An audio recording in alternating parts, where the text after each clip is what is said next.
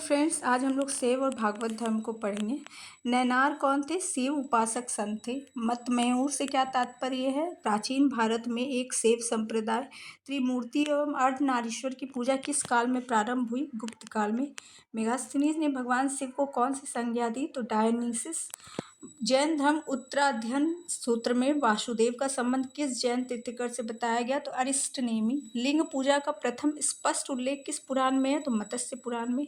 अथर्ववेद और श्वेताश्वर उपनिषद में शिव का एक नाम महादेव मिलता है और शिव की प्राचीनतम मूर्ति पहली शताब्दी की मद्रास के निकट रेनीगुंटा में सिद्ध गुंडीमल्लम लिंग के रूप में प्राप्त हुई। अर्धनारीश्वर मूर्ति में आधे शिव एवं आधी पार्वती किसके प्रतीक है? देव और उसकी शक्ति के योग के।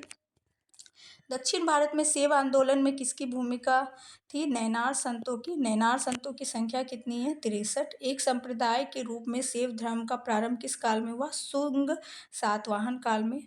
भागवत धर्म का प्रवर्तक किसे माना जाता है? कृष्ण को। किस ग्रंथ में सर्वप्रथम देवकी के पुत्र कृष्ण का वर्णन किया गया? छागोद्य उपनिषद में। भागवत संप्रदाय के विकास का श्रेय किस शासकों को दिया गया? गुप्त शासकों को। हेलियोडोरस और तक्षशिला का निवासी था तथा उसके बेस नगर अभिलेख से वासुदेव के संबंध में वर्णन मिलता है। कर्म का सिद्धांत किस दर्शन से है? तो मीमांसा से। अवतारवाद का उल्लेख किस ग्रंथ में मिलता है? श्रीमद् भगवद गीता में। भगवद गीता में मोक्ष के साधन के रूप में धर्म कर्म भक्ति को सम्मान प्राप्त किया गया है, समान महत्व दिया गया है।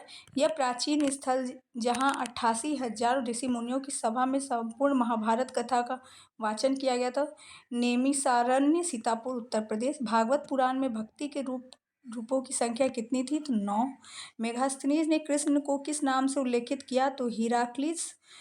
दक्षिण भारत में वैष्णव मत का विस्तार किसने किया था? तो अलवार संतों ने किया था। अलवार संतों की संख्या 12 थी। इन संतों ने अंडाल नामक महिला संत का भी उल्लेख किया जिसे दक्षिण की मीरा कहा जाता है।